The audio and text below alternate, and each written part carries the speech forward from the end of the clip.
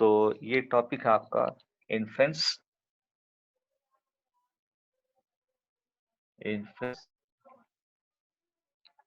About correlation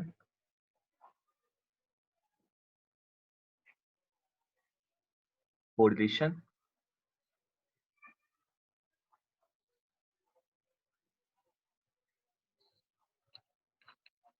coefficient. ये correlation coefficient वही है जो आपने बिजनेस स्टैट्स में पढ़ा होगा बीबीए 2 के अंदर।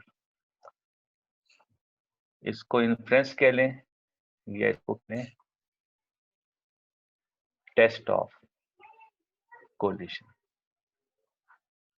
इन्फ्लुएंस का मतलब वही टेस्ट ही होता है, ठीक है, टेस्ट ऑफ कोरिलेशन कोफिशिएंट।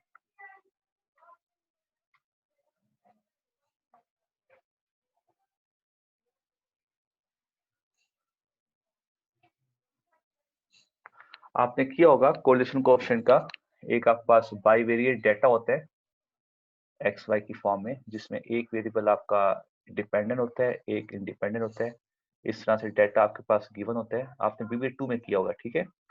फिर आपने कोरिलेशन आर की वैल्यू कंप्यूट की होगी, N summation X Y minus summation X summation Y upon N into summation X square minus X whole square और into N summation I minus summation Y whole square और इस पूरे का square. और इस are को आपने कहा था that is known as correlation coefficient.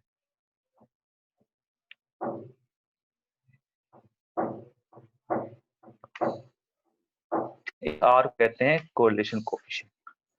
Data given होता था आपके पास और इस डेटा के अंदर x की वैल्यूज होती थी, y की वैल्यूज होती थी। वहां से आप समेशन x निकालते थे, समेशन y निकालते थे, फिर यहाँ से x स्क्वायर करते थे, y स्क्वायर करते थे और फिर उनका summation x square summation y square लेकर इस फॉर्म में पुट करके आपने इसका r जो है वो कंप्यूट किया हुआ है। कोरिलेशन r की वैल्यू जो है वो आपने कंप्यूट की हुई है, ठीक है। अच्छा, अब हम इसको टेस्ट करेंगे। अब हम इस r की वैल्यू को टेस्ट करेंगे। तो अब हमारे पास कोरिलेशन भी दो तरह का होगा। एक होगा सैंपल कोरिलेशन, क्योंकि हमारे पास डेटा दो किस्म का होगा ना, एक सैंपल का डेटा होगा, एक पॉपुलेशन का डेटा होगा, ठीक है। हमने पॉपुलेशन के कोरिलेशन को टेस्ट करना है। तो पॉपुलेशन के कोरिलेशन को हम रॉ, इसको हम रॉ पढ़ते हैं, इसको हम पढ़ते हैं रॉ। ये पी की तरह लिखा जाता है, पी स्टाइल के अंदर, इसको पढ़ते हैं रॉ। रॉ का मतलब है पॉपुलेशन का कोरिलेशन और स्मॉल आर का मतलब है सैंपल का कोरिलेशन। और स्मॉल आर को हम सैंपल के कोरिलेशन के साथ रिप्रेजेंट करेंगे अपने टॉपिक में, जो हमने टॉपिक किया है, और पॉपुलेशन के कोरिलेशन को हम रॉ के साथ डिनोट करेंगे। हमने इसको टेस्ट करना है, ठीक है। अच्छा, बाज़ औक़ात ये डेटा गिवन होगा, डेटा को यूज करके आर खुद कंप्यूट करेंगे पहले, और कभी कभी क्वेश्चन के अंदर आर डायरेक्ट गिवन होगा, फिर हम ये वाला फॉर्मूला यूज नहीं करेंगे, फिर हम आर करेंगे। अच्छा, इसके बाद जो हम इसमें हमारे पास होता है ना टेस्टिंग हाइपोथेसिस के अंदर फोर्थ स्टेप जो होता है हमारे पास टेस्ट स्टैटिस्टिक्स, इसके अंदर हम फॉर्मूले को डिसाइड करते हैं ना, टेस्ट स्टैटिस्टिक्स। बाकी तो हमारा टेस्टिंग हाइपोथेसिस का प्रोसेस वही चलेगा, H0, H1, level of significance, one tail test, two tail test. उसके बाद हम आते हैं टेस्ट स्टैटिस्टिक्स के अंदर, हम डिसाइड करते हैं कि हम अपने प्रॉब्लम को किस फॉर्मूले से सॉल्व करेंगे। तो टेस्ट स्टैटिस्टिक्स के अंदर आपने ये फॉर्मूला यूज करना, R अपॉन 1 माइनस R का square upon n minus 2 when n is large। Large का मतलब मैंने आपको बताया था greater than equal to 30 and t is equal to same formula, but table आप टी टेबल यूज करेंगे और आपको पता है टी टेबल हम कब यूज करते हैं, व्हेन n इज स्मॉल, और स्मॉल का मतलब क्या होता है, लेस देन 30।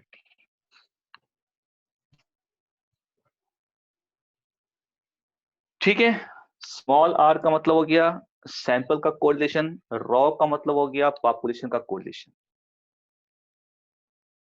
किसी किसी क्वेश्चन में एक्स वाई डेटा दिया होगा, आर आपने खुद कंप्यूट करना होगा इस फॉर्मूले से, और किसी किसी क्वेश्चन में आर की वैल्यू वो डायरेक्ट दे देगा और हम सिंपल इस फॉर्मूले को यूज करके उसकी कैलकुलेटेड वैल्यू निकालेंगे, फिर टेबलर वैल्यू थे उसको कंपेयर करेंगे और check करेंगे कि हमारे पॉपुलेशन का जो कोरिलेशन कोएफिशिएंट है उसको हम एक्सेप्ट करेंगे या रिजेक्ट करेंगे।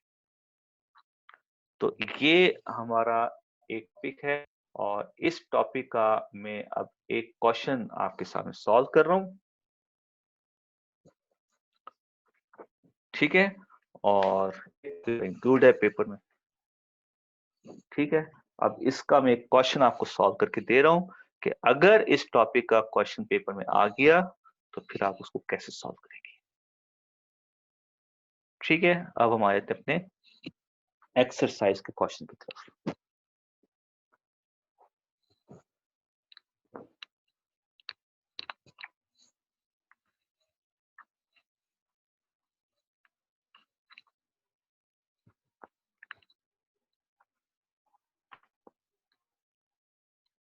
For a random sample of 10,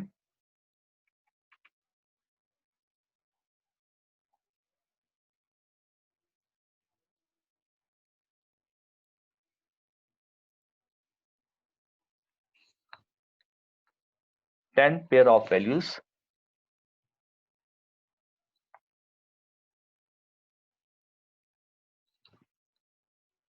from a bivariate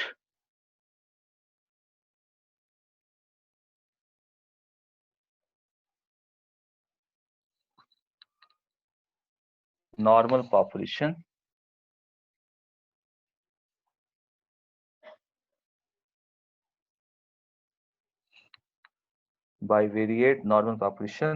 the sample coefficient correlation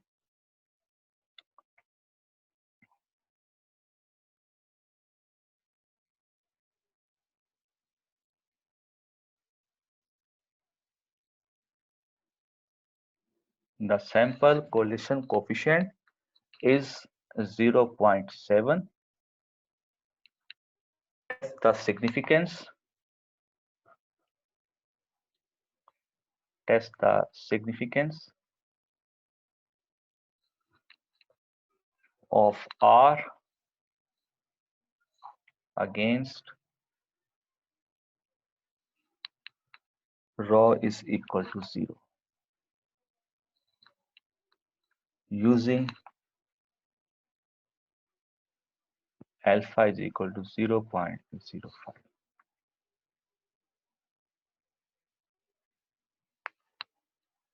अच्छा, ये क्वेश्चन है हमारा। ठीक है, इस क्वेश्चन में हमें पता चल रहा है कि हमने अपने रॉ को टेस्ट करना है, और रॉ का मतलब है पॉपुलेशन का कोरिलेशन। अच्छा, कभी कभी क्वेश्चन में डायरेक्ट लिख देता है कि कोरिलेशन कोएफिशिएंट को टेस्ट करें। कोएफिशिएंट ऑफ कोरिलेशन मतलब कोरिलेशन को टेस्ट करें, वो रॉ नहीं लिखेगा, वो लिख देगा कोरिलेशन को टेस्ट करें। पॉपुलेशन के कोरिलेशन को आप टेस्ट करें कि वो सही है या गलत है। तो हम फिर उस वक्त भी रॉ को 0 हुई अज्यूम करके अपने H0 और H1 को डिसाइड करें।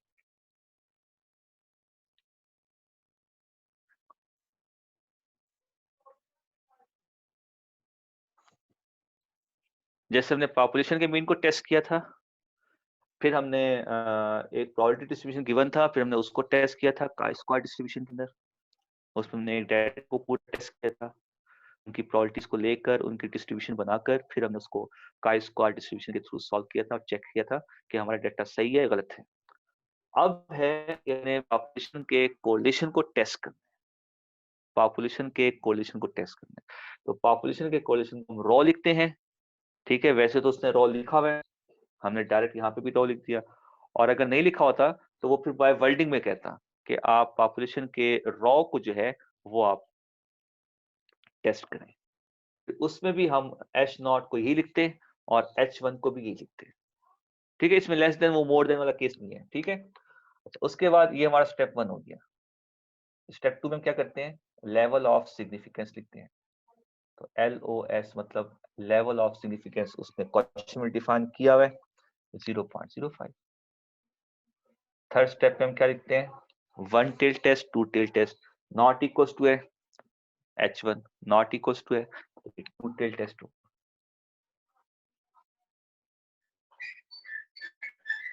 2 टेल टेस्ट होगा ये। स्टेप 4 में हम क्या करते हैं, टेस्ट स्टैटिस्टिक्स। इसका क्या मतलब है, हम यहाँ पे अपने फार्मूले को डिसाइड करते हैं कि हम इस प्रॉब्लम के अंदर फार्मूला कौन सा यूज करेंगे। तो क्योंकि हमारे पास सैंपल का साइज क्या दिया हुआ है 10, दैट इज लेस देन 30, तो स्मॉल सैंपल साइज हो गया। तो हम यहाँ पर टी टेबल का डिस्ट्रीब्यूशन यूज करेंगे। फार्मूला वही है R अपॉन 1 माइनस R का स्क्वायर अपॉन n माइनस 2। ये फार्मूला हम यहाँ पे यूज करेंगे, ठीक है। अच्छा, उसके बाद हम आएंगे फिफ्थ स्टेप की तरफ। फिफ्थ स्टेप में हम क्या करते हैं, अपना सारा कैलकुलेशन का काम करते हैं। इसका काम करते हैं, यहाँ पर गिवन क्या है हमारे पास, n है हमारा 10, स्मॉल r है हमारा 0.7, ये लिखा ना सैंपल कोरिलेशन को हम स्मॉल के साथ लिखते हैं, ये हमारा स्मॉल r हो गया। अल्फा हो गया हमारा 0.05, क्योंकि 2 टेल टेस्ट है, हमें अल्फा बाय 2 भी चाहिए होगा 0.025, ठीक है जी। और फार्मूले में वैल्यूज पुट कर दें, तो ये बन जाएगा टी कैलकुलेटेड वैल्यू। इसको हम r हो गया 0.7, 1 माइनस r का स्क्वायर करेंगे और n है आपका 10 और -2। इसको अब आप सॉल्व कर दें, 0.7 डिवाइड बाय 0.7 का होल स्क्वायर 0.47 हो जाएगा। 0.7 का स्क्वायर ये हो जाएगा आपके पास 0.49। इसको 1 में से माइनस कर दें, ये आंसर आ जाएगा आपके पास 0.51 डिवाइड बाय 8। तो इसको 8 से डिवाइड कर दें, ये आंसर आपके पास आ जाएगा 0.064।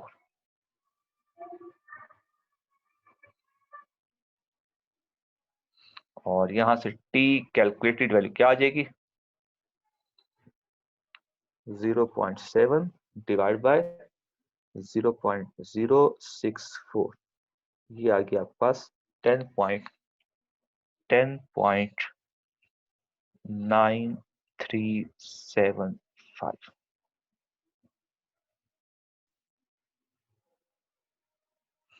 ये हमारे पास आ गई टी की कैलकुलेटेड वैल्यू।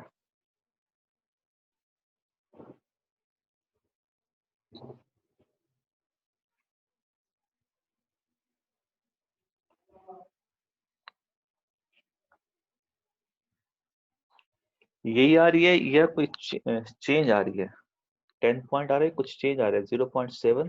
सर यही आ रही है 10.98। चलिए 10.9 कैलकुलेटेड वैल्यू आ गई। अब हम आते हैं इसके 6 स्टेप की तरफ, जिसमें हम अपने क्रिटिकल रीजन को डिफाइन करते हैं। 6 स्टेप की तरफ आते हैं, हम क्रिटिकल रीजन डिफाइन करेंगे। तो क्योंकि ये 2 टेल टेस्ट है, तो हम दोनों साइडों पे इसका रिजेक्शन रीजन डिफाइन करेंगे। तो अल्फा बाय 2 हो गया 0.025, अल्फा बाय 2 हो गया 0.025, न्यू हो गया n-1, n है आपके पास 10, न्यू हो गया 9, अल्फा बाय 2 हो गया 0.025।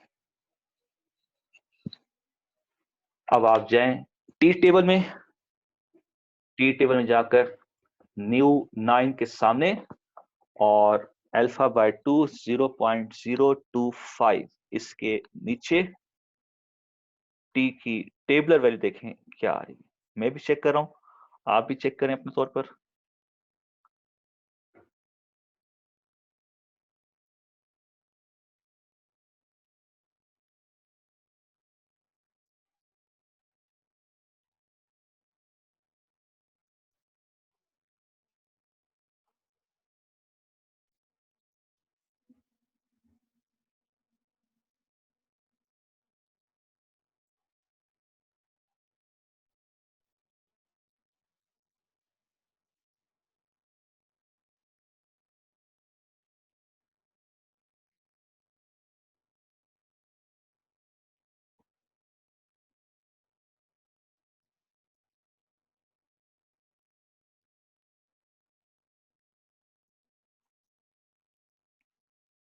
तो 0.025 जो है, इसके साथ आपको 0.05 भी लिखा नजर आएगा। आप साइड पे अगर देखेंगे तो 1 टेल टेस्ट 2 टेल टेस्ट लिखा होगा, और ये आपका आ रहा है 95% के ऊपर, 95% के ऊपर, और न्यू 9 के सामने ये वैल्यू बन रही है 2.262। Yes, sir. 2.262। इस साइड पे आप नेगेटिव लिख देंगे, लेफ्ट साइड पे इसको नेगेटिव में लिख देंगे, और राइट साइड पे इसको पॉजिटिव में लिख देंगे।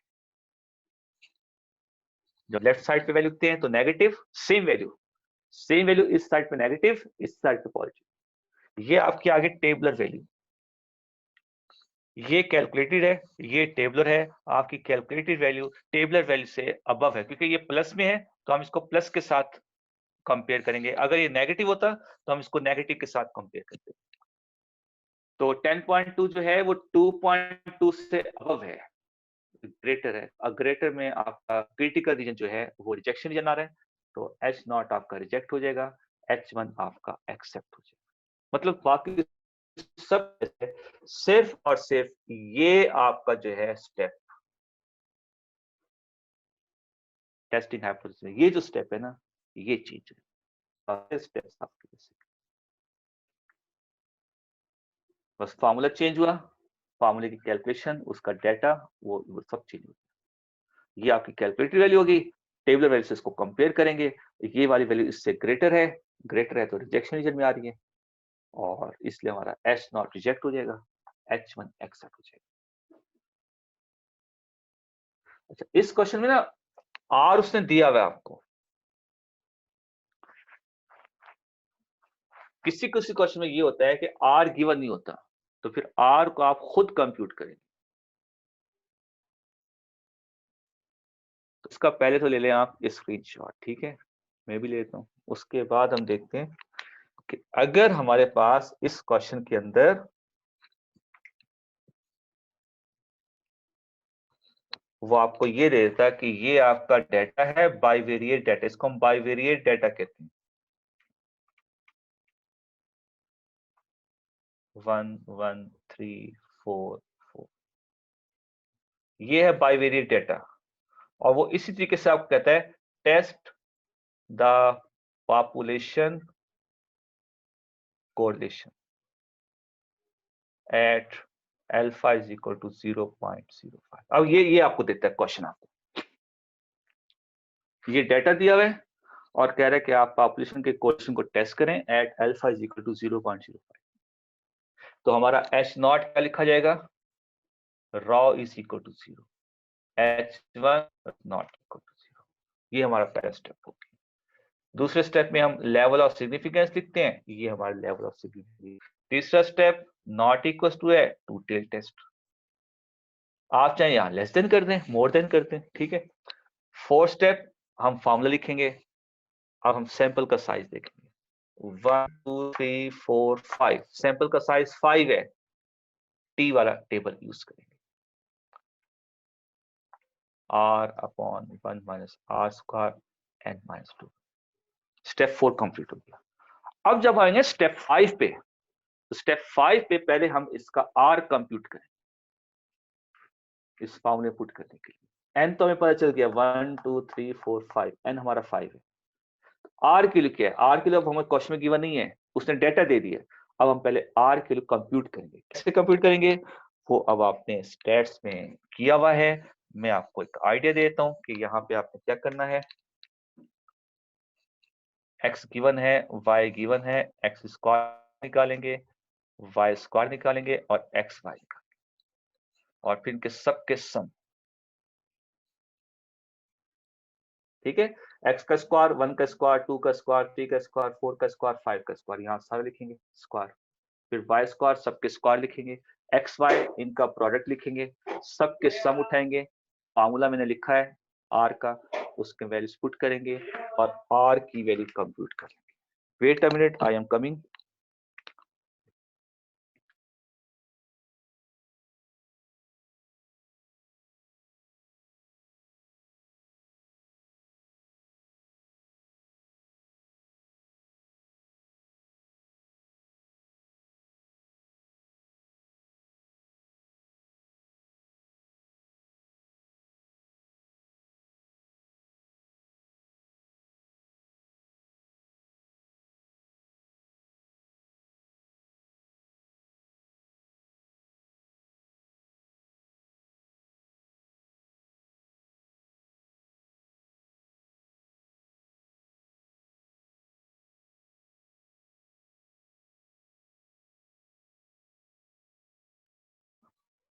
ठीक है, तो मुझे जरा कंफर्म कर दें, ये आर किलो आप इस तरह से निकाल लेंगे या मैं इसको सॉल्व कर दूं? अगर मुझे इस डेटा का आर निकालना हो तो इस डेटा का आप आर कंप्यूट कर लेंगे या मैं कंप्यूट करके बता दूं कैसे कंप्यूट करते हैं?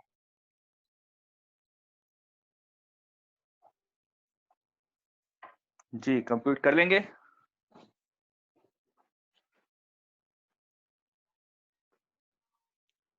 सर आप एक बार तरीका रिपीट कर दें बस। मैं फिर कंप्लीट को सॉल्व कर देता हूं इधर।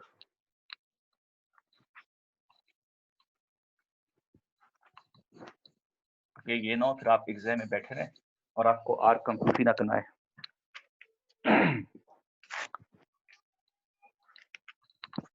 ये हमारे पास एक डेटा है।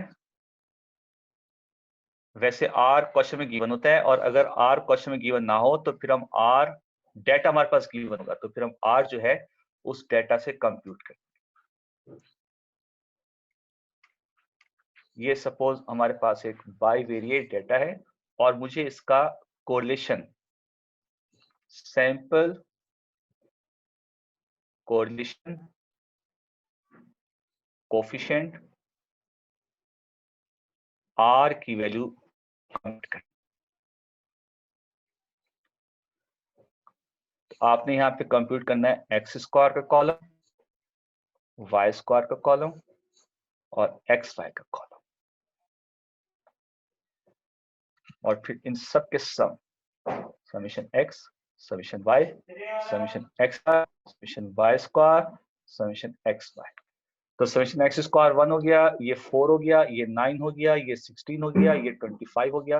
1 1 9 16 16 एक्स वाई का प्रोडक्ट ले रहे हैं 1 2 9 16 20।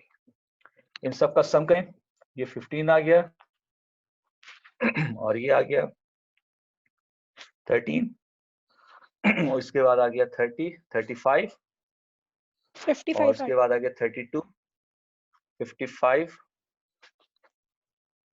नो सर, तो थर्ड वाला एक्स स्क्वायर का 55 आ रहा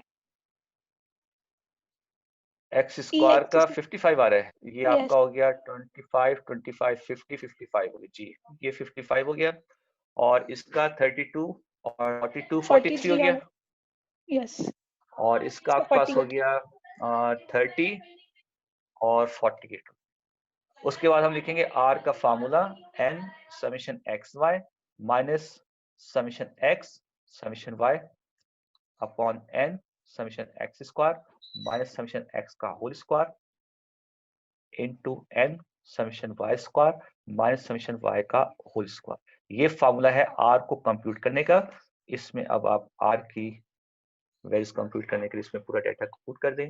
एन का मतलब हो गया how many observe points are there, 1 2 3 4 5, n is 5 summation x y ये 48 हो गया समीशन x आपका 15 हो गया, समीशन y आपका 13 हो गया,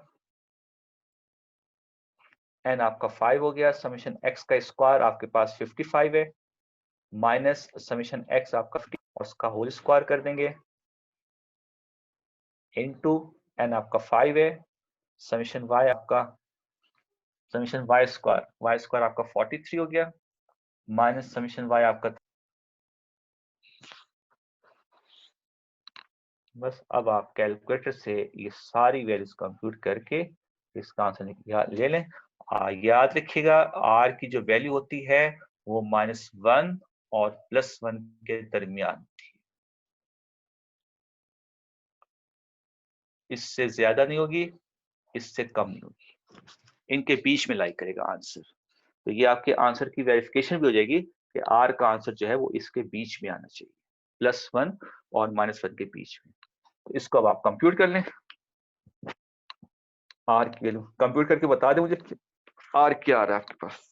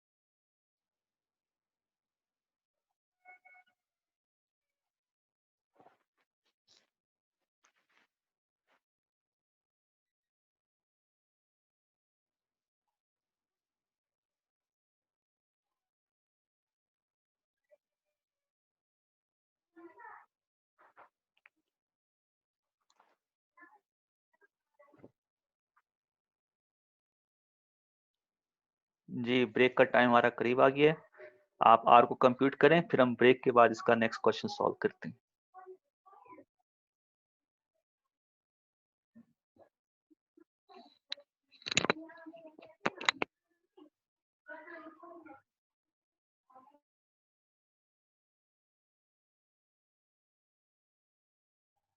सर इसका आंसर 0.938 आ रहा है।